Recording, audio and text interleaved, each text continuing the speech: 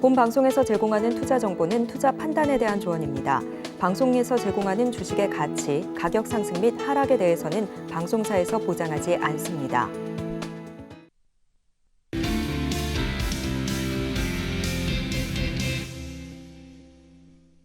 안녕하세요. 여러분들의 주식 포트폴리오를 든든하게 채워드리는 베스트 트레이딩맨 3부 진행의 손자입니다.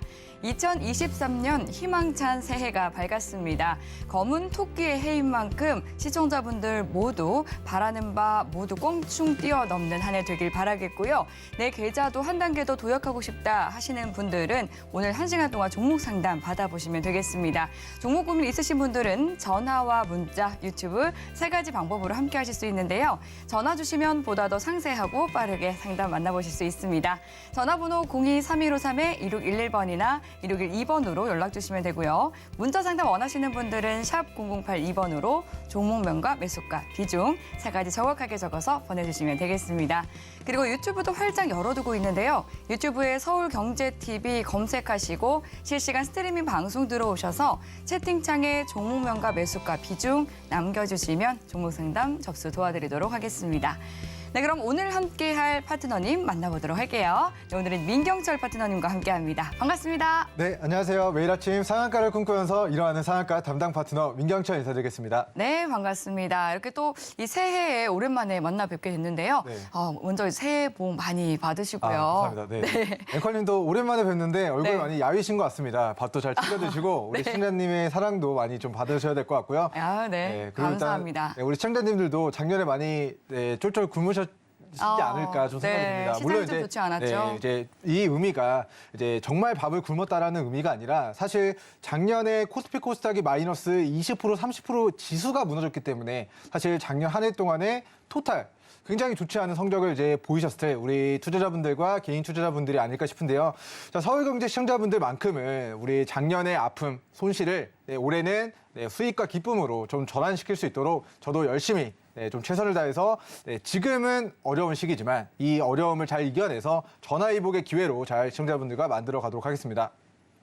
네, 올 한 해 정말 이 풍요로운 한 해가 될 수 있도록 새해 덕담으로 인사를 해주신 것 같습니다. 먼저 오늘 장에 대해서 리뷰를 해보도록 할게요. 오늘 새해 첫 거래일이었는데 양시장 모두 다소 좀 아쉽게 마무리를 했습니다. 민경철 파트너님 어떻게 보셨는지 진단 받아보도록 할게요. 네, 리뷰 부탁드리겠습니다. 아유, 일단 한숨 리뷰하기 전에 먼저 한숨을 먼저 쉬면은 저도 이제 자동반사적으로 나왔는데요. 이게 연말까지만 하더라도 자, 우리 코스닥 지수가 마이너스 2% 가까이 지금 무너졌습니다.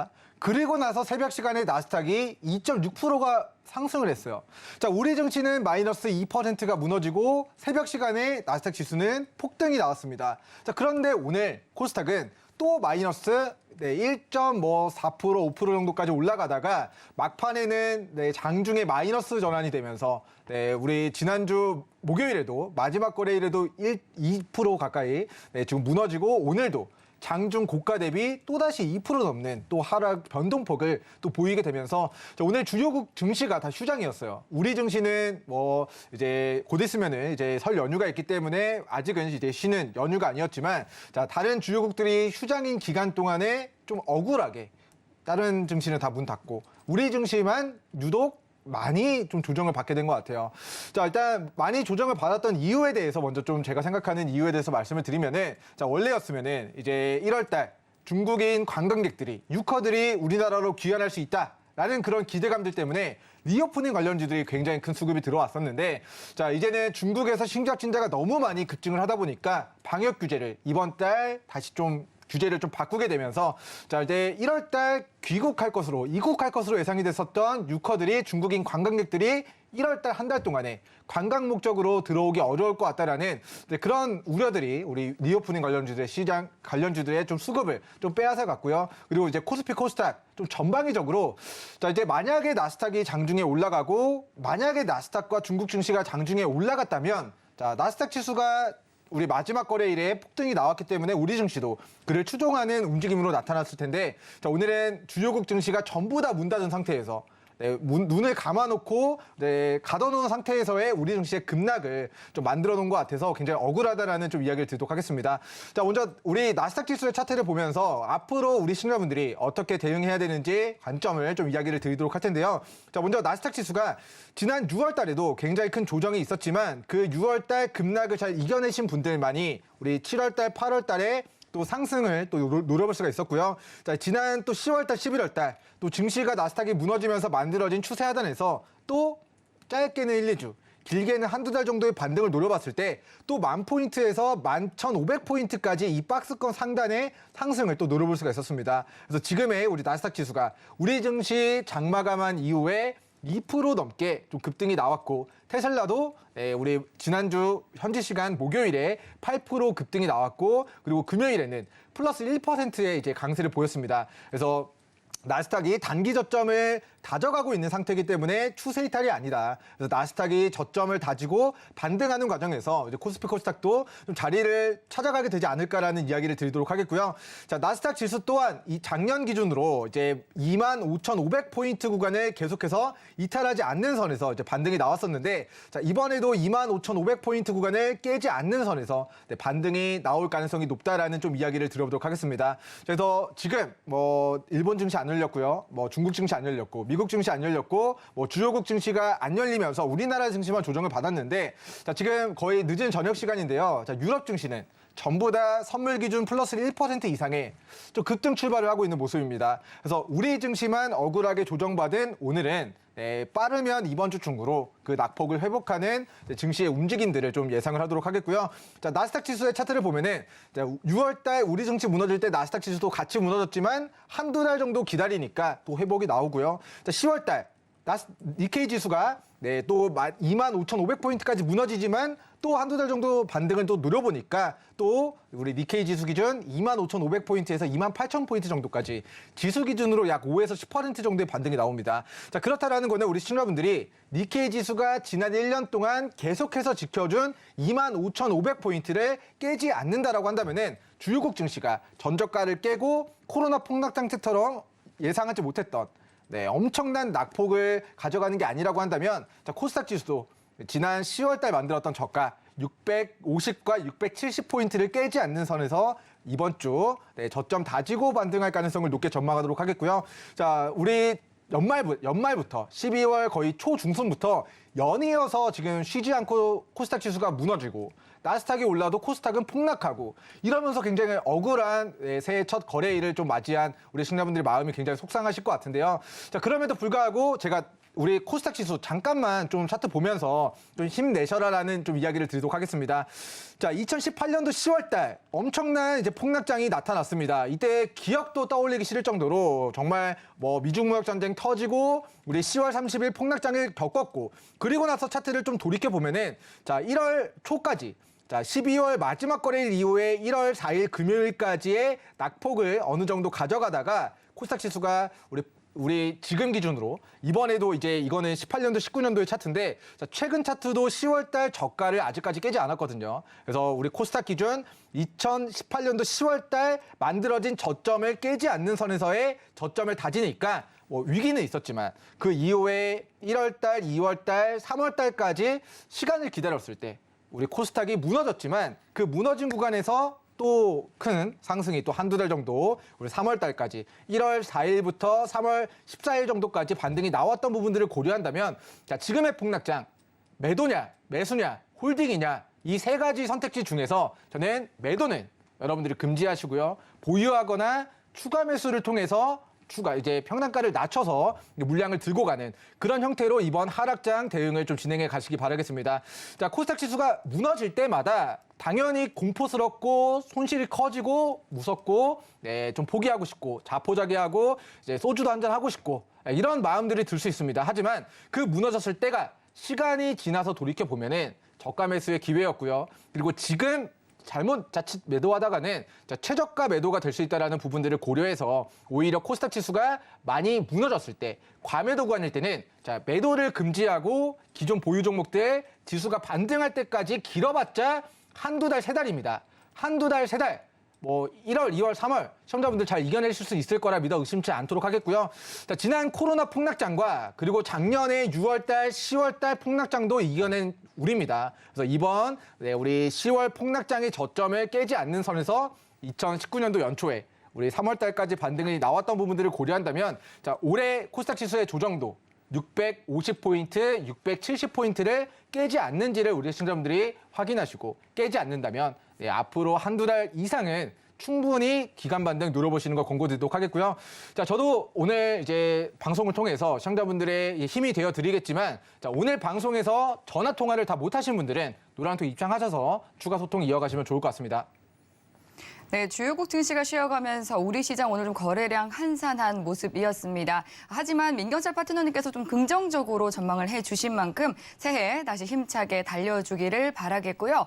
또 말씀해 주신 것처럼 노란톡 입장하시면 장중에도 또 방송 중에도 방송 이후에도 계속해서 궁금한 사항들 여쭤보실 수 있습니다. 노란톡 입장 방법은 화면 통해서 상세히 안내 드릴게요. 서울경제TV 생방송 문자 참여 방법. 먼저 메인 화면에서 메시지를 누른 후 오른쪽 하단 아이콘을 클릭하세요. 그리고 받는 사람의 샵 0082를 입력. 원하는 키워드 혹은 파트너의 이름을 정확히 작성하신 후 오른쪽 보내기 버튼 누르면 완료. 노란톡 입장을 위해 파트너 이름을 보내셨다면 답장 온 링크를 클릭하시고 입장하세요. 서울경제TV 문자 참여를 활용하시면 투자의 길이 보입니다. 네, 노란톡 참여 방법 확인해 보고 왔고요. 참고로 서울경제TV는 개인정보보호법을 준수합니다. 상담 접수 시에 수집한 개인정보는 동의 없이 별도의 목적으로는 사용되지 않으니까 안심하셔도 되고요.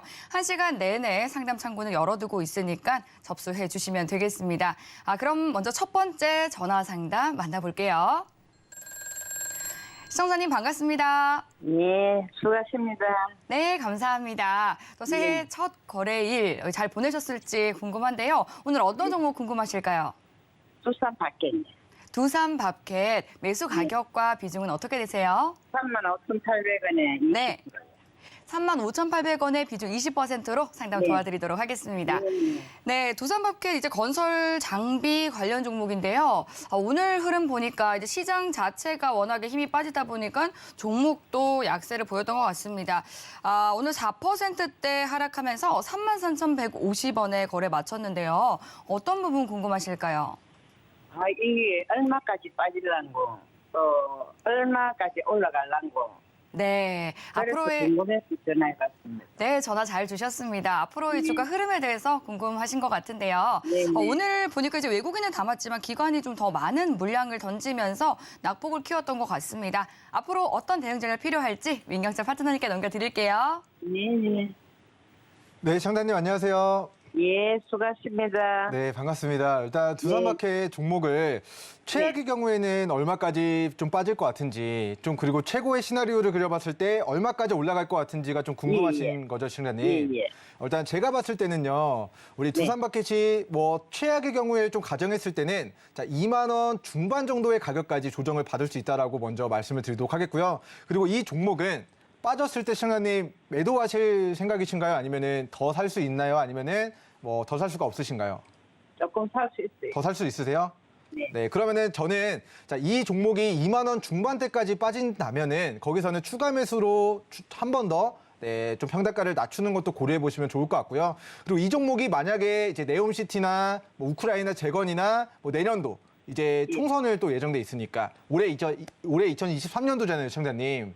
네. 이제 내년 초가 되면은 또 총선 전에 정치인들이 매년 또 하는 얘기가 있어요. 어떤 GTX, B호선, A노선 본인들이 하겠다, 뭐 신공항 짓겠다 이런 이야기들 공약들을 우리 총선 전에 표심을 얻기 위해서 그런 발언들을 할 때 관련된 종목들이 오르고 건설, 중장비 업체가 그런 테마주로 또 시세가 나올 수 있거든요. 그래서 우리가 코로나 터지기 전에 우리 두산밥켓이라는 종목이 자 2만 원 중후반 가격대가 매수하기 좋은 구간이었고요. 그리고 코로나 폭락장 때는 예외 상황으로 좀 빼놓도록 하고 코로나 폭락장 이후에 만들어진 저가가 바로 자 25,000원과 27,000원 구간입니다. 그래서 이 종목은 자 25,000원, 27,000원 정도까지 최악의 경우에는 조정을 받을 수 있는데 자 그 빠졌을 때가 매도해야 될 때가 아니라 오히려 더 사야 될 때인 것 같다라는 의견을 드리도록 하겠고요. 자, 그리고 나서 이 종목을 더 사면은 시청자님 평단가가 낮아지잖아요, 시청자님. 네. 그러면 다시 반등했을 때 목표가는 1차 우리 시청자님 평단가 36,000원을 저는 1차 목표가 제시해 드리도록 하겠고요. 자, 2차 목표가는 4만 원에서 5만 원 구간까지 추가 상승 구간에서 분할 매도 관점으로 접근해 보시면 좋을 것 같습니다. 그래서 일단은 이 종목이 최근의 주가의 흐름을 보면은 자, 과거에 이 3만 5천 원, 3만 6천 원 구간에서 계속 반등하고 지지해 주다가 이번에 6월달 폭락장 오면서 이 종목이 2만 7천 원까지 주가가 빠졌거든요. 자, 그러면서 이 3만 6천 원의 구간이 자, 이 종목의 과거에는 지지 구간이었으나 우리 6월달 폭락장 직후에는 우리 저항이 되고요. 여기가 저항을 또 뚫어내면서 지지 구간으로 바뀌려고 하다가 이번에 또 이탈을 했습니다. 그래서 이 종목의 우리 단기적인 관점에서의 단기 목표가는 36,000원인데 자, 36,000원을 우리 11월 달 뚫어내니까 네온시티 관련주로 해서 우리 41,000원까지 시세가 나왔었거든요. 근데 올해 네온시티 관련주로 이 테마가 한 번 더 돌 수가 있습니다. 왜냐하면 네온시티가 장기 프로젝트이기 때문에 작년에 만나서 회동한다.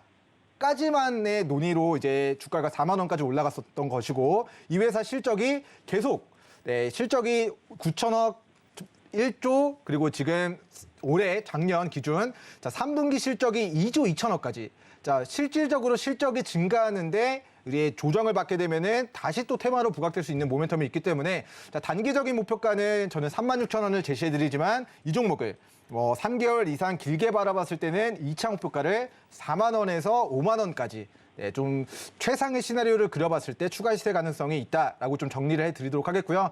자 이제 시청자님 오늘 말씀드린 부분이 2만 원 중반까지 빠질 수 있다. 그리고 올라가면은 뭐 36,000원 그 위로는 4만 원에서 4만 5천 원까지 올라갈 수 있다라고 이야기를 드렸거든요. 네. 그러면은 빠졌을 때는 시청자님이 매수로 해야 될까요? 아니면 매도로 대응을 해야 될까요? 매수에. 네, 매수로 대응하시고요. 그리고 올랐을 때는 36,000원 왔을 때 추가 매수했던 비중은 덜어내고 나머지 비중은 2차 목표가 제가 얼마라고 이야기 드렸는지 혹시 기억하실까요? 네. 45,000원, 네, 5만 원. 네, 맞습니다. 4만 원에서 5만 원 정도까지 분할 매도 대응해서 수익 챙겨 나가시고요. 그리고 이제 만약에 시청자님 평단가 이탈하면은 거기서는 이제 전량 익절 관점으로 대응하시면은 자, 올해 크게 무리 없이 좀 수익으로 마무리할 수 있을 것 같고요. 자, 일단 두산마켓 종목이 워낙 실적이 좋고 앞으로 길게 바라봤을 때 물론 변동이 있겠지만 나중에는 제가 길게 봤을 때는 4, 5만 원 정도까지 시세가 나올 것 같다. 그러니까 우리 시청자님께서 빠졌을 때 보유하시고 그리고 이제 지수가 무너지니까 빠지는데 공포스러울 수 있잖아요. 근데 이제 최악의 사태에 2만 5천 원 정도까지 좀 조정을 받을 수 있다라는 거를 미리 인지를 하고 내가 빠지면 더 사겠다라는 관점으로 추가 대응 고려해 보시면 좋을 것 같습니다. 아, 예. 감사합니다. 네, 감사합니다. 네, 두산마켓 내년 일정까지 꼼꼼하게 분석을 해드렸습니다. 궁금해하셨던 이 손절 가격 그리고 1차, 2차 목표 가격 잘 기억하시면서 성공 투자 이어가시길 바랄게요. 네, 그럼 이어서 다음 전화 상담 넘어가 보겠습니다. 시청자님 안녕하세요. 네, 안녕하세요. 수고하십니다. 네, 감사합니다. 오늘 어떤 종목 도와드릴까요? 일동제약이요. 일동제약 얼마에 들어가셨어요? 43,000원에 5%. 43,000원에 비중 5% 가지고 계시고요. 네, 일동제약 종목 상담 도와드리도록 하겠습니다. 네, 감사합니다. 네, 지금 제가 차트를 잠깐 봤는데요. 11월, 12월에 레벨을 잘 높여주다가 12월 28일에 좀 깜짝 놀라셨겠어요. 오, 갑자기 네. 내려가서. 아유, 그러니까 이 코로나19 치료제 이 조코바의 긴급 사용 승인이 불발됐다라는 소식 전해지면서 굉장히 길게 장대 음봉이 나왔습니다. 그 이후에 이제 계속 하락 흐름이 이어지면서 좀 속이 많이 타실 것 같은데 어떤 부분 중점적으로 봐드릴까요? 이것이 매수가까지 올라갈 수가 있는가 아니면 네. 뭐를 좀 타야 하나. 네. 5%만 있으니까 예. 조금 더 매수를 해서 단가를 낮추는 것이 낫으려나. 네. 네, 희망이 있을지 모르겠어요. 일동제약이. 아유, 그러니까요. 하지만 이제 저희가 또 희망의 끈을 놓아서는 안 되겠죠. 제가 바로 민경잘 파트너님께 어떻게 하면 또 탈출할 수 있을지 전략 여쭤보도록 할게요. 네, 감사합니다. 네. 네, 시청자님 안녕하세요. 네, 안녕하세요. 네. 저는 일단은 일동제약 종목을 제가 좀 차트를 봤는데 저는 네. 개인적으로 일단은 부정적으로 먼저 이 종목에 대한 뷰를 먼저 말씀을 드릴게요. 근데 이제 네. 시청자님께서는 지금 이제 손절 라인을 좀 지나가서 추가 대응도 좀 고려하시는 거잖아요. 그래서 네. 저는 개인적으로 이 종목을 부정적으로 보지만 어떻게 추가 대응을 해야 되는지에 대해서 이야기를 드리려고 하는데 괜찮으실까요? 네. 네, 일단 우리 일동제약이라는 종목이 사실은 실적이 지금 좋아져서 올라간 게 아니라 우리 임상에 대한 부분들로 시세가 나왔잖아요, 시청자님. 근데 이제 네. 주식시장에서는 보통 이제 호재가 예정돼 있으면은 뭐 신약 개발에 대한 임상 3상 결과 발표나 아니면 대선주들이 대선 실제 투표 뚜껑 열어보면은 막상 당선이 되더라도 관련주들이 무너지는 경우들이 있고요. 그리고 임상 뚜껑 열어봤는데 사실 임상 성공 확률이 10% 미만이거든요. 그러면 임상 3상 결과 발표 나오기 전까지만의 시세를 노려보고 그리고 이제 수익을 챙겨야 되는데 자 막상 뚜껑 열어봤는데 뭔가 이제 가시화된 뭔가 성과가 없었을 때 결국에는 그 시세를 반납하는 게 좀 제약바이오 종목들과 그리고 이제 실적 없이 급등하는 급등주 테마주들의 그런 전형적인 패턴이 아닐까 싶습니다. 그래서 우리가 일동제약 종목이 최근에 이제 작년에 우리 차트 보면서 설명을 드리도록 할게요. 자, 작년에는 자, 2020년도 당시에는 우리 코로나 관련주로 해서 시세가 크게 나오지 못했던 종목입니다. 자, 보면은 9,000원짜리가 자, 25,000원 정도밖에 한 150% 정도밖에 시세가 나오지 않았어요. 근데 이때 당시에 시세가 크게 나왔던 종목이 뭐 예를 들면은 뭐 제약주 중에서는 뭐 신풍제약 뭐 이런 종목군들이 2020년도에 코로나 관련주로 6,000원짜리가 20만 원까지 네, 3,000% 정도의 시세가 나왔는데 자, 결국에는 실적이 폭발적으로 증가한 부분들이 나타나지 않았고 뭐 동사가 코로나 관련된 치료제 우리가 개발하겠습니다. 도전하겠습니다 해놓고 그 결과물들이 나오지 않으니까 결국에는 20만 원이었던 주가가 최근에 18,000원까지 마이너스 90%가 이제 무너졌습니다. 그래서 우리 신풍제약 종목은 2020년도에 코로나 관련주로 해서 제약주가 우리 덱사메타손 관련주로 30배가 왔다. 근데 지금은 고가 대비 90%가 무너졌는데 자 무너질 때 당시의 차트를 좀 보면은 자 이런 파동이 있어요. 자 직전에 저가까지 무너지고 한 번 반등 나왔다가 또 전저가를 깨고 무너졌다가 저점 다지고 또 수급 들어올 때 테마주로 또 시세가 나왔다가 또 저점 다지고 있다가 이 직전의 저점을 깨면서 추가 낙폭을 가져가고 또 여기가 저점인 줄 알았는데 이 저점을 깨면서 더 낙폭을 가져가고 또 바닥에서 갑자기 또 코로나 테마주로 수급 붙으니까 이 저점에서 자 24,000원짜리가 또 5만 원까지 100%가 급등하고 자 이런 식으로 자 뭐 과거의 신풍제약 차트를 봤을 때 우리 코로나 관련주로 시세 반납한 저점에서는 많이 빠졌을 때 한번 기술적 반등이 테마주를 부각됐다가 또 그 부각될 때가 우리가 매수해야 될 때가 아니라 보면은 매도를 해야 될 때예요. 자, 이게 조정받는 종목이 단기 수급 들어와서 급등했다가 또 차익 실현 떨어지고 이런 패턴이 지금까지 우리 신풍제약이 반복이 되어가고 있고요. 자, 과거의 신풍제약뿐만 아니라 자, 코로나 진단키트, 뭐 제약바이오 종목들의 패턴이 대체적으로 다 이런 흐름인 것 같습니다. 그래서 일동제약 종목도 자 보면은 주가가 8만 원 정도까지 우리 코로나 관련주로 시세가 나왔다가 얼마까지 조정받았죠? 3만 원까지. 또 마이너스 60% 무너지다가 갑자기 거래대금 수급 들어오니까 또 단기간에 또 100% 올랐다가 또 그 시세를 반납한 저점에서 또 다시 얼마까지? 자, 4만 원 초중반 가격대까지 올라가고 하는데 자, 실적은 적자입니다. 자, 이 회사가 뭐 돈을 잘 벌어서 이제 주가가 올라갔다라기보다는 우리 임상에 대한 테마가 부각되면 주가가 단기 100% 올라가고 또 그 시세가 테마가 꺼지면은 또 그 시세를 반납한 리셋 구간에서 또다시 거래대금이 붙을 때 그때 또 단기 시세가 나오고 자 이런 형태가 좀 반복이 되어가고 있어요. 그래서 우리가 아까 신풍제약의 사례에서도 봤지만 자 이 저가 자 25,000원과 23,500원 구간을 이제 우리 일동제약 종목이 이탈했을 때는 예, 우리가 직전에 저가를 깨면서 더 큰 하락이 좀 있을 수 있기 때문에 저는 지금 현재 27,000원 기준으로 우리 신우님께서는 자 23,500원을 깨지 않는지 네, 잘 체크를 하시고 여기를 안 깰 경우에 한해서 비중 5% 추가 매수 통해서 평단가를 일단은 낮춰보시는 걸 고려해 보시는 게 좋을 것 같고요. 자 만약에 이제 평단가를 낮추게 되면은 청장님 어느 정도까지 혹시 추가 매수가 가능하실까요? 아, 5% 정도 추가 매수 한 가능하실까요? 5% 정도. 네, 5% 정도 가능하실까요? 예. 네, 그러면은 뭐 27,000원 정도의 이제 평단가를 낮춘다라고 가정하고 이제 새롭게 평단가를 계산했을 때 약 35,000원 정도까지 이제 평단가를 낮출 수가 있게 될 것 같습니다. 그리고 제가 아까 23,500원이 이 종목은 중요하다라고 이야기를 드렸는데요. 자, 이 종목이 수급이 들어오면서 네, 우리 작년 12월 7일에 상한가를 갔어요. 자, 그리고 상한가를 가고 2박 3일 동안 저점을 다졌던 가격이 2만 원, 2만 500원입니다. 즉, 자, 강한 수급이 바닥에서 유입이 됐고 그 가격을 깨지 않는 선에서 시세가 나왔기 때문에 자, 일동제약은 2만 500원, 2만 원 구간이 강한 지지선이 되겠고요. 그 관점에서 만약에 이 종목이 앞으로 2만 원과 2만 500원을 자, 깨지 않고 반등할 때는 평단가를 3만 5천 원 정도까지 낮춘다. 그리고 코로나 관련주로 다시 한번 시세가 나오게 되면은 저는 목표가 평단가 부근에서 이제 시세 나올 때 빠르게 그냥 정리하시는 거 권고드리도록 하겠습니다. 그래서 이 종목이 이제 시세가 나올 때는 우리가 이 종목이 이제 간다.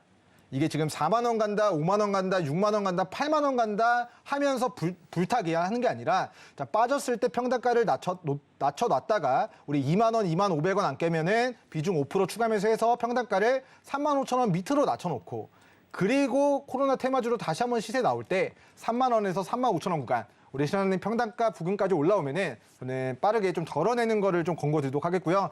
자, 종목이 보면은 자, 작년 4월부터 7월까지 한 3개월 정도 이게 걸렸어요. 조정받다가 올라가기까지 한 3개월 정도 걸렸고 그리고 작년 7월 달에서 또 11월 달까지 또 고가에서 고가까지 조정받다가 올라갈 때까지 또 한 4, 5개월 정도가 걸렸습니다. 그리고 이번에는 이제 차익 실현 떨어지고 나서 또 뭐 4, 5개월이 걸릴지 뭐 3, 4개월이 걸릴지 한두 달 만에 반등이 나올지는 뭐 지켜봐야 되는 이슈겠지만 제가 오늘 말씀드렸던 우리 일동제약의 과거의 상한가를 치면서 거래대금과 엄청난 매수세가 들어왔었던 구간 자, 이 2만 원과 자, 2만 500원 자, 여기가 저는 이제 앞으로 일동제약에 남아있는 최후의 보루인 지지선이라고 생각을 해요. 그래서 2만 500원을 깨지 않는 선에서 네, 우리가 저점을 다지는 걸 시청자님께서 확인하고 우리 가능한 2만 원 초반에서 5% 추가 매수하겠다. 그리고 평단가를 3만 5천 원 정도까지 낮추고 그 밑으로 낮추고 그리고 3만 원 초중반까지 올라오면은 자, 시청자님 지금 손실이 마이너스 한 30% 넘어가시나요? 네, 시청자님. 그러게요. 네. 그러니까 이제 네. 평단가를 낮춰서 본전까지만 오더라도 매도하실 의향이 있으신 거죠? 저는 네. 내일이라도 매도를 해버릴까 싶기도 하고 그래서 네. 전화를 드렸거든요. 네네. 일단은 그게 네. 예. 일단은 당장 매도하실 필요는 없는 것 같은 게요, 시청자님. 네, 네. 일단은 동사가 만약에 지금 적자가 뭐 4년 연속 뜨고 우리 자본 총계가 뭐 이제 줄어들고 했으면은 자, 뭐 내년에 이제 올해죠. 올해 3월 달에 이제 상패 리스크가 가장 큰 걱정이잖아요, 시청자님. 근데 임상이 실패했다고 회사가 상패되는 건 아니거든요. 그래서 올해 이 종목의 기업 종속에 대한 부분은 저는 이제 문제가 없다라고 생각합니다. 그래서 이게 결과론적으로는 자, 임상 3상을 통과하지 못함으로써 눈에 띄는 흑자 전환을 이루거나 회사의 성장을 이루어내지 못했지만 회사가 망하느냐 안 망하느냐의 관점에서는 저는 이제 망하는 이슈는 아니라고 생각을 해요. 자, 그래서 임상 실패에 대한 부분들 이제 망한다, 이제 회사가 망하는 게 아니라고 하면은 결국에는 고점도 낮아지고 저점도 낮아지지만 자, 이게 지금 파동이 있거든요. 주식이라는 게. 그래서 많이 빠졌을 때 2만 원, 2만 500원 깨지 않고 이제 반등할 때 이제 잘 평단가를 낮춰서 다음번 상승턴에 좀 물량을 정리하는 것도 방법일 것 같고요. 그래서 지금은 마이너스 30% 정도가 손실인데 자, 2만 원 초반에서 추가 대응 통해서 평단가를 낮춰놓고 3만 원 초중반 가격에서 좀 본전권에 좀 출구 전략을 세워보자라는 걸 좀 권고드리도록 하겠고요. 일단은 좀 무서울 것 같아요.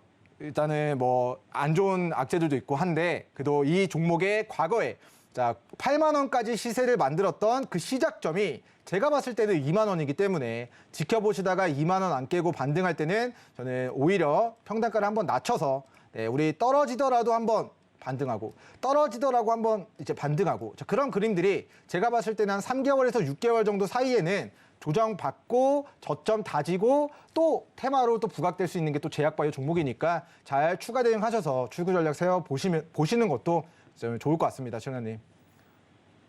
네, 일동 제약에 대해서 좀 걱정스러운 이슈가 있었던 만큼 민경철 파트너님이 굉장히 면밀하게 짚어드렸으니까요. 대응 전략 잘 챙기셔서 탈출해 보시기 바라겠습니다. 네, 그러면서 다음 상담 넘어가 볼게요. 네, 시청자님 반갑습니다. 네, 안녕하세요. 네, 반갑습니다. 오늘 어떤 종목에 대해서 고민되실까요? 네. 국도화학 네, 매수 가격과 비중은요? 64,200원에 35%입니다. 예, 64,200원에 비중 35%로 국도화학 종목 봐드리겠습니다. 2021년만 하더라도 정말 9만 원대까지 날아올랐었던 종목인데 네. 지금 2022년 한 해 동안 좀 굉장히 힘드셨겠어요. 네, 힘들었어요. 네, 매수 언제 하셨어요? 작년 9월인 것 같아요. 아, 작년 9월경 들어가셨고 그런데 이제 네. 보니까 그 이후에 계속 좀 레벨을 낮춰서 오늘 이제 신저가 부근까지 좀 밀리면서 또 우려가 크셨을 것 같습니다. 어떤 부분 중점적으로 봐드릴까요?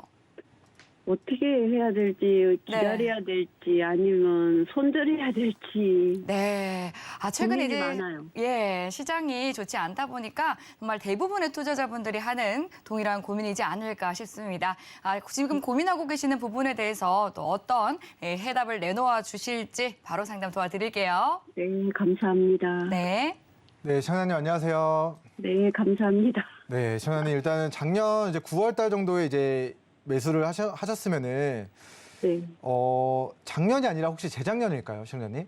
네, 2021년도? 네. 그죠? 네. 새해가 됐으니까요. 그죠? 근데 어쨌든 이제 보면은 이 종목은 시청자님께서 이거를 이제 바로 혹시 이제 뭐 급하게 좀 필요한 급전이 있으신지. 아니요, 그렇진 여쭤보고 않아요. 싶습니다. 기다릴 수 있어요. 네, 기다릴 수 있으세요? 그럼 저는 기다리는 걸 권고드리도록 하겠습니다. 자, 먼저 아. 우리 국도화학 종목은 너무 좋은 회사예요. 근데 너무 좋은 회사인데 안 좋은 거는 사실 타이밍이었던 것 같아요. 자, 네. 금리 인하한다. 돈이 시장에 풀렸어요. 우리 비트코인, 나스닥, 우리 코스피, 뭐 대기업, 우량주들 전부 다 폭등했었던 시기가 바로 코로나 터지고 이 경제 위기를 극복해야 된다라고 주요국들이 돈 풀고 헬리콥터 머니 뿌리고 제로금리 수준으로 금리 인하하면서 우리 돈을 풀었는데 돈 풀어서 기업들이 인프라 투자하고 5G만 구축하고 막 이러면서 시설 늘려서 뭐 인력을 많이 뽑고 뭐 직원들 월급을 올려주고 이런 쪽으로 이제 경제가 돌아간 게 아니라 돈을 풀어주니까 다 금융시장으로 와가지고 부동산 사고 주식 사고 이러면서 이제 어느 정도의 이제 유동성 바람을 타고 이제 우량주들이 이제 정말 큰 시세가 나왔던 게 우리 코로나 2020년도 터지고 그 다음 연도였거든요. 그래서 그 다음 연도 지금 우리 국도화학의 어떻게 보면 고점에 좀 이제 좀 종목이 나쁘다가 아니라 그때 이제 하필이면 금리 인상이 되기 전에 이제 매수를 하신 거잖아요, 시청자님. 그래서 네, 그때 네. 이후에 증시가 빠진 것에 대한 어느 정도의 이제 조정 정도로 저는 보여지고 있거든요. 그래서 실제로 국도화학이 지금 평단가가 시청자님이 6만 원이세요. 근데 지금 가격이 4만 원 정도가 되는데 마이너스 30%가 사실 그 정도 빠졌어요. 코스피 지수가. 네. 시청자님이 그때 당시 코스피 종목 아무 종목이나 하더라도 30에서 3.5%는 어차피 평균적으로 빠졌습니다. 그러니까 이거는 국도화학이 잘못한 게 아니라 그때 당시 코스피가 3,300인데 지금은 코스피가 2,200 정도가 되잖아요, 시청자님. 네. 코스피가 30% 빠진 거예요. 그러니까 네. 국도화학도 30% 빠진 겁니다. 그러면 앞으로 우리 지수가 언제 또 올라갈 수 있을까를 좀 봐야 될 것 같은데 제가 봤을 때는 이 금리 인상에 대한 기조가 길어봤자 3년 정도 바라볼 것 같아요. 뭐 빠르면은 제가 뭐 신은 아니고 제가 파월이 아니고 제 입이 파월의 입이 아니기 때문에 제가 결정을 못하는 거는 시청자님도 알고 계실 거라고 생각을 해요. 근데 금리는 영원히 올릴 수가 없어요. 고금리 시대로 접어들면은 이 경기 침체가 우리나라뿐만 아니라 전 세계적으로 와버리면은 그걸 되돌리는 과정에서 엄청난 우리 개인 투자자분들의 피와 우리 전 세계인들의 그런 고통과 피눈물이 수반이 되거든요. 그때 2008년도 글로벌 금융위기 때를 떠올리면은 자, 리먼 브라더스 사태 터지고 글로벌 은행들 다 파산하고 망하면서 도미노처럼 경제 위기가 왔었는데 그거를 미국 연준도 알고 있다라는 관점에서는 자, 금리가 지금 뭐 4%, 5% 수준까지 미국의 기준금리가 올라가면 여기서 6%, 7%, 10%까지 더 올리겠다라고 이제 이야기하기보다는 이제는 경기 침체를 막기 위해서 금리를 동결해야 된다, 금리를 인하해야 된다 이런 목소리들이 자연스럽게 나올 거고요. 그 목소리들이 현실화가 되어가는 시점에는 또다시 우리 작년에 떠올려 보면은 연말에 금리 인상한다라는 우려 때문에 증시가 계속 조정을 받아왔는데 또다시 금리 인하한다 해서 이제 금리 인하 기조로 돌아서게 되면은 그때부터는 또다시 금융시장이 또 우리 2021년도 뜨거웠던 것처럼 코로나 때문에 경기는 침체지만 경제는 위기지만 사실 부동산 시장, 주식 시장 엄청난 상승이 나왔었잖아요, 시장님. 그런 것처럼 앞으로 1년에서 한 3년 이내에 또다시 이제 통화 정책이 바뀌고 금리 인상되다가 동결되고 인하되는 시점에 자, 국토화학은 또 다른 또 기회가 있지 않을까 싶고요. 자, 이 회사를 먼저 제가 길게 좀 들고 가도 된다라고 좀 이야기를 드렸던 이유는 실적에 있는 것 같습니다. 차트 보면서 설명드리도록 할게요. 자, 이 회사가 이제 작년 기준으로 해서 1조 5천억 정도를 돈을 벌었던 것 같습니다. 근데 올해도 작년에 벌었던 매출의 증가액을 좀 잘 벌어들인 것 같아요. 그래서 이 회사가 시가총액이 지금 3,800억 정도가 됐는데, 자, 지난 10년 동안 2010년도부터 제가 이거 잠깐만 더 해볼게요. 자, 2010년도부터 우리 400억, 300억, 400억, 400억, 300억, 800억 이거 대충 10년만 더해도 자, 4천억 정도에다가 2천억 정도 더하면 대충 못해도 자, 5천억에서 6천억 정도 지금 영업이익이 났거든요. 10년 동안. 근데 이제 2010년도부터의 차트를 보면은 지금 자, 거의 뭐 10년 만에 뭐 저점은 아니지만 10년 만에 저점 부근에 위치해 있다는 거를 좀 확인을 해볼 수 있을 것 같습니다. 그래서 어쨌든 국토화학 종목이 10년 전에 비해서 돈을 5천억에서 6천억 가까이 돈을 더 벌었는데 지금은 뭐 증시가 너무 공포스럽고 이제 시장 참여자들이 없고 주식이 많이 사면 오르는 건데 금리 인상하고 많이 이탈자 생기고 아, 주식 이제 안 해야겠다. 이런 현상들이 많이 발생되다 보니까 사실 이제 뭐 10년 놓고 봤을 때 실적은 우리 2배 증가하고 영업이익도 400억에서 작년 기준 2천억까지 증가하고 회사는 돈을 벌고 기업 가치는 올라갔는데 주가는 거의 뭐 10년 전 수준까지의 낙폭을 지금 확대한 상황이라서 자, 빠지면 더 사도 된다. 그리고 이 종목의 10년 동안의 저점이 24,000원, 25,000원입니다. 그래서 이 종목이 지금 41,000원 정도 가격을 지나고 있는데 자, 시청자님께서 좀 여유가 되신다면은 뭐 1년에서 3년 정도 제 관점에서는 그냥 아파트 한 채 샀다 생각하시거나 아니면은 뭐 적금 하나 드셨다 생각하고 조금씩 4만 원 부근 밑에서는 평단가를 이제 낮춰 나가시다가 나중에 또 이 종목이 또 주기적으로 또 이제 고점 영역대까지 또 시세가 나오게 되면은 자, 앞으로 1년에서 3년 뒤 이 종목이 또 5만 원에서 뭐 8만 원 정도까지 시세가 나온다. 그때 조금 웃는 모습으로 좀 수익으로 마무리 짓는 전략을 좀 시해 보시면 어떨까 싶고요. 일단은 회사가 문제에 있어서 빠진 게 아니라 회사는 좋은데 실적도 작년에 폭발적으로 증가했는데 자, 시장이 안 좋아서 빠진 케이스이기 때문에 저는 길게 바라보셔도 좋고요. 자, 어차피 뭐 빠져봤자 뭐 24,000원, 25,000원 정도가 될 거다. 네, 그 가격은 10년 전 가격으로 이제 박앤세일하는 거기 때문에 자, 박앤세일 할 때는 오히려 더 샀다가 나중에 1, 2년 뭐 길어봤자 3년 안에 이제 이 종목이 5만 원, 6만 원 위로 시세 나오면은 거기서 시청자님께서 네, 그동안 마음고생하셨던 거 그리고 올해 내년에 이제 추가 매수 적금 들시지 평단가를 낮춰놓으셨던 것에 대한 보상을 좀 잘 받을 수 있기를 좀 바라도록 하겠습니다. 현님 뭐 얼마나 뭐 제가 말씀드린 부분들에 대해서 동의하시고 실제로 결단하셔서 앞으로 정말 수익을 내실지는 모르겠는데 자, 만약에 국토화 이제 수익 내시면은 다시 한번 전화 한번 주시면 감사하겠습니다. 네. 너무나 감사합니다. 네, 힘내시고 좀 길게 바라보시면 좋을 것 같습니다, 시청자님. 네. 길게 손절하지 말고요. 네네, 손절하지 마시고 버티세요. 이거는 어쨌든 회사가 10년 전에 주가 수준으로 조정받아서 네, 너무 슬퍼하실 필요 없고요. 이 종목만 무너진 거 아니니까 네, 이번 하락장 조금 길게 보고 어차피 금리 인상 영원히 지속될 수 없다. 이렇게 생각하시고 네, 추가 매수 고려해 나가시면 좋을 것 같습니다. 네, 그래도 시간 투자를 하면 좀 반등을 기대해 볼 수 있겠다라고 긍정적으로 진단해 드렸으니까요. 대응 전략 잘 챙겨가시기 바라겠습니다.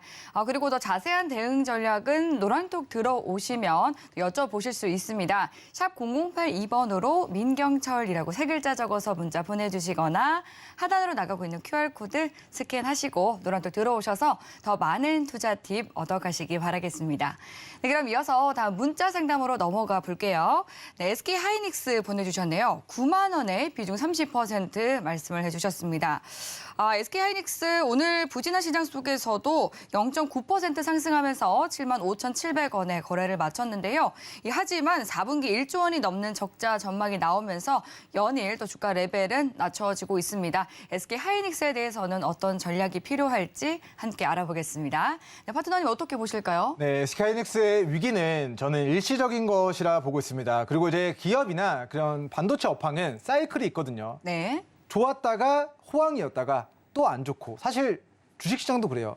좋았다가 안 좋아졌다가, 안 좋으면은 또 여기서 또 매도해버리면 안 되는 게, 또 이 폭락장에서 살아남으신 분들만 또 앞으로 또 호황을 또 누릴 수가 있거든요. 네. 근데 SK하이닉스가 반도체 호황을 누리면서 뭐 15만 원까지 뭐 상승이 나왔다가, 자, 이번에 7만 원대까지 가격 조정을 받은 상황입니다. 근데 SK하이닉스가 자, 뭐 역사가 오래된 회사인데 이 회사가 매년 좋았느냐? 우리 반도체가 치킨 게임을, 이제 저도 치킨을 굉장히 좋아하지만 어쨌든 이제 치킨 게임을 하는 업황이다 보니까 안 좋을 때는 엄청 안 좋고, 여기서 살아남은 몇몇 회사들이 또 호황기에 또 엄청난 실적을 누리고, 또 호황기에 돈 되니까 너도 나도 달려들어서 또 영업이익이 안 나오면, 공급이 많아지면은 또 이제 업황이 또 쪼그라들어서 또 실적 안 좋으면 거기서 또 살아남는 그런 치킨 게임의 연속을 겪어왔던 게 하이닉스고요. 자, 이런 살아남는 거, 경쟁을 통해서 살아남는 것에 대한 경쟁을 사실 우리나라가 굉장히 잘하는 것 같고, 그리고 그렇게 잘해서 대기업으로 성장한 회사가 대표적으로 하이닉스와 이제 삼성전자가 아닐까 싶습니다. 자, 과거력을 보고 저는 우리 시청자님께 우리 하이닉스 종목을 1, 2년 정도 좀 길게 바라보시면 조금 더 좋은 결과가 있지 않을까라고 생각을 먼저 말씀드리도록 할 텐데요. 지금 문자 상담인가요? 네. 네, 문자 상담이라서 어떤 부분이 궁금하실지 모르겠는데 제 생각을 먼저 이야기 드리도록 하겠습니다. 자, SK하이닉스가 적자가 내년에 올해 적자가 뜰 거예요. 그래서 올해 적자가 뜰 거라는 우려감 때문에 15만 원 고가, 그리고 13만 원 고가 대비 7만 원까지 반토막의 낙폭을 선제적으로 가져간 상태입니다. 자, 그러면 올해 적자가 뜨면은 주가는 계속 빠질까요? 이게 가장 궁금할 것 같은데요. 과거력을 보면서 좀 이야기를 들어보도록 하겠습니다. 자, 2012년도에 적자가 떴어요. 그럼 2012년도의 차트를 봐야겠죠. 2012년도 차트를 보니까, 자, 2012년도에 적자가 뜬다라는 우려감 때문에 주가가 어떻게 됐습니까? 18,000원까지 빠지고요. 2012년도에 적자 전환되면서 자, 2만 원까지 빠졌습니다. 그래서 주가가 자, 흑자였을 때, 자, 3조 정도 영업이익이 흑자였던 2010년도 대비해서, 자, 2010년도 차트가 여기고요. 자, 이렇게 차트를 보도록 하겠습니다. 자, 2010년도, 2011년도에 우리 실적이 3조에서 3천억으로 줄어들면서 가격이 무너졌어요. 그리고 2012년도에 실적이 적자가 떴는데 여기서 저점이 다졌던 게 가격대가 2만 원 정도였고요. 근데 바로 그 2013년도에 자, 2년 정도 실적이 안 좋아지다가 그 다음에 바로 3조 정도의 영업이익 흑자 전환이 뜨니까 거기서부터는 2013년도부터는 어떻게 됐느냐? 자, 주가가 날아갔어요. 그래서 실적이 안 좋다고 했을 때 그 우려감으로 빠졌던 구간이 저점이었고, 그리고 2012년도 실적이 실제로 적자가 떴는데 그때가 어떻게 보면은 앞으로 흑자 전환되는 데 있어서의 강한, 어떻게 보면 안 좋을 때 매수해라 라는 관점에서 저가 매수 기회였습니다. 자, 그리고 우리 하이닉스가 적자 전환했을 때가 또 있었는데, 자, 2008년도 글로벌 금융위기 때를 또 보도록 하겠습니다. 자, 2008년도의 차트를 보면은, 자, 글로벌 금융위기가 터지고 우리 흑자였던 SK하이닉스가 2006년도부터 차트를 봐야 될 것 같네요. 자, 2006년도부터 2007년도에 실적이 안 좋아지고 2008년도에 적자 뜨면서 주가가 자, 5천원까지 빠졌습니다. 그리고 2009년도에도 실적이 2조 2천억 적자에다가 1,000억 정도의 적자가 떴어요. 2009년도에도.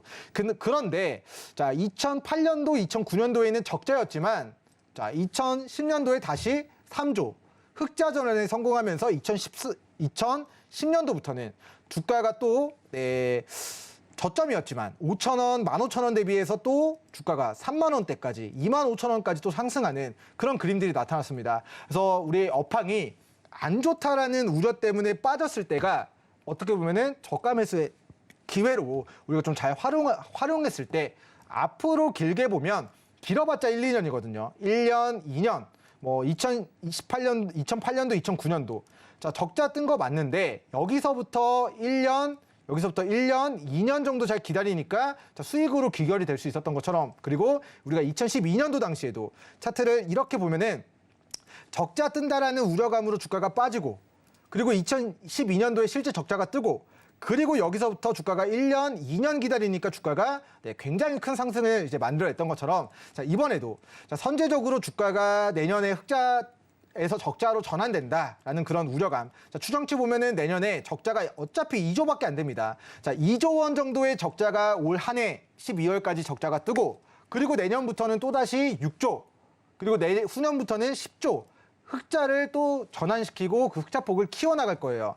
그러면은 SK하이닉스가 뭐 4개년도 연속 적자가 뜬다. 이 적자폭이 멈추지 않고 계속 커진다. 그러면 문제인데 자, 올 한 해만 반도체 업황으로 인해서 적자가 한번 뜰 거고 그리고 내후년에는 실적이 더 증가하는 모멘텀이라고 한다면 제가 봤을 때는 우리 SK하이닉스 종목 2020년도 코로나 폭락장 때의 저가 자, 65,000원 손절 잡고요. 75,000원, 우리 7만원 초중반 가격에서는 오히려 실적 안 좋다 해서 빠졌을 때가 앞으로 1, 2년 길게 봤을 때 저는 개인적으로 저가 매수 관점에서 시청자분들이 접근하시기 좋은 구간이다라고 좀 이야기를 드리도록 하겠고요. 자, 목표가에 대한 부분은 일단은 뭐 단기적으로 봤을 때는 자, 이 추세를 깼기 때문에 자, 8만 원. 그리고 2차 목표가를 자, 8만 원에서 정정하겠습니다. 1차 목표가가 이제 우리가 8만 원을 깼기 때문에 앞으로 단기 목표가는 8만 원이고요. 그리고 중기 목표가를 저는 자, 9만 원에서 10만 원 구간 제시해 드리도록 하겠고 앞으로 1, 2년 길게 봤을 때는 이 8만 원과 9만 원을 돌파하고 큰 시세가 있을 것으로 예상을 하도록 하겠습니다. 네, SK하이닉스 굉장히 또 꼼꼼하게 봐주셨습니다. 전략 잘 챙기셔서 성공 투자 이어가시길 바라겠고요. 다음 유튜브로 들어온 종목 상담 만나보겠습니다. 스타일리치님께서 네이버 보내주셨네요. 17만 9,900원에 매수하셨고요. 비중 10% 말씀해 주셨습니다. 이 플랫폼주가 2022년 한 해 참 많은 투자자분들을 힘들게 했었죠. 그런데 이제 매수 가격을 보니까 또 최근에 매수를 하신 것 같습니다. 10월 중순에 15만 원 선 신저가까지 떨어졌었다가 다시 17만 원 선까지 반등에 나선 상황인데요. 목표 가격 여쭤봐 주셨는데 어느 선까지 가져가면 좋을지 알아보도록 하겠습니다. 파트너님 네이버 종목 어떻게 보실까요? 네, 일단 뭐 중장기적으로 봤을 때는 뭐 한 자릿수가 아니라 네. 두 자릿수 이상의 상승도 충분히 기대해 볼 수 있는 종목인 것 같은데요. 차트 보면서 왜 그렇게 생각하는지에 대해서 이야기를 드리도록 하겠습니다. 예. 자, 우리 코로나 터지고 우리 네이버가 13만 5천 원에서 우리 46만 원까지 시세가 나왔고요. 지금은 고가 대비 60%가 무너졌는데 이 무너진 저점에서 뭐가 터졌느냐? 바로 대량의 거래 대금이 터졌습니다. 자, 이때 대량의 거래를 터뜨리면서 바닥에서 누군가가 물량을 받아냈고요. 그리고 우리가 11월 달, 자, 이 캔들이죠. 11월 11일 빼빼로 데이 때, 자, 금요일에 우리 네이버에 강한 또 거래대금을 수반하면서 직전의 한계를 뚫어내는 그런 기염을 또 보였기 때문에, 자, 우리 네이버 종목은 15만 원 그리고 17만 원 구간의 이 눌린 구간은 고가 대비해서 60% 무너진 구간에서의 저가 매수 기회로 저는 사료가 되고요. 자, 그렇다라고 한다면 우리 네이버의 목표가를 얼마로 잡을 것인가에 대한 부분을 이제 문의를 해주셨는데, 자, 단기적으로는 19만 5천 원, 그리고 그 다음 목표가는 22만 5천 원까지 제시해 드리도록 하겠습니다. 자, 1차적으로는 자, 19만 5천 원 구간을 뚫어내야 위로의 상방이 열리는 슈팅 자리를 만든다라고 이제 판단이 되고 있고요. 그리고 이 19만 5천 원, 20만 원 구간의 이 이탈을 여기가 이제 저항으로 자리하다가 20만 원을 뚫어내야 그래야 나중에 22만 원, 22만 5천 원까지 추가 상승을 좀 누려볼 수 있을 것 같습니다. 그래서 네이버 종목은 자, 큰 관점에서 2년 정도 상승이 나왔고 2년 정도 하락이 있었고 앞으로 1, 2년 정도 저점 다지다가 또 큰 시세가 나올 수 있을 여지가 있는데 자, 개인적으로는 이 박스권 안에서의 움직임을 올 한 해 좀 등락을 가져가다가 금리 인하된다라는 그런 기대감들이 높아질 때 다시 한번 큰 시세를 만들어줄 수 있지 않을까라는 관점에서 저는 목표가 1차적으로는 19만 5천 원, 20만 원, 2차적으로는 22만 원에서 22만 5천 원 구간의 이 박스권 상단까지의 시세를 노려보는 전략 취하시면 크게 어려움 없으실 것 같고요. 매도하고 빠졌을 때 다시 한번 저가 매수 기회 노려보시면 좋을 것 같습니다. 네, 금리 인하 시기 타이밍을 잘 노려서 목표 가격 잘 챙겨가셨으면 좋겠습니다. 오늘 종목 상담은 시간 관계상 여기까지 만나보도록 하겠습니다. 종목 상담 받아보지 못해서 아쉬운 분들이나 더 자세한 전략 궁금하다 하시는 분들은요. 노란톡 입장해 주시면 됩니다. 하단으로 나가고 있는 QR코드 스캔해서 입장해 주셔도 되고요. 샵 0082번으로 민경철이라고 파트너님의 성함 3글자 적어서 문자 보내주시면 참여 가능한 링크 보내드리도록 하겠습니다. 네, 그럼 저희 여기서 민경철 파트너님과 인사 나누도록 할게요. 네, 오늘 말씀 감사합니다. 네. 네, 참고로 본 방송에서 제공하는 정보는 투자 판단에 대한 조언일 뿐 해당 상품의 가치나 수익률을 보장하지 않습니다. 서울경제TV와 서울경제신문은 당사의 브랜드입니다. 서울경제증권TV와 서울경제TV, 손실복구팀 등 당사의 사칭한 피해가 증가하고 있으니 유의해 주시기 바라겠습니다. 네, 오늘 저희가 준비한 소식은 여기까지입니다. 시청해주신 여러분 고맙습니다.